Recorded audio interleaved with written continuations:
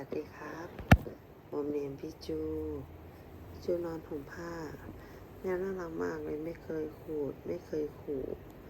ดูผมเป็นแมวเพศผู้1 ขวบครับสวัสดีครับเดี๋ยวไฮพี่จูครับ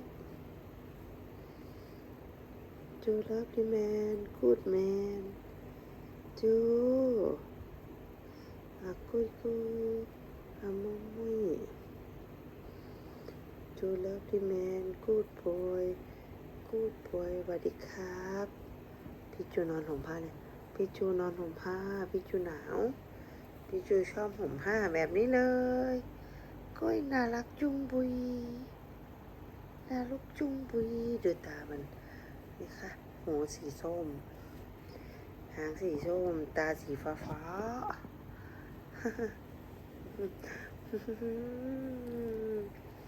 ดูขนนางขนนางขน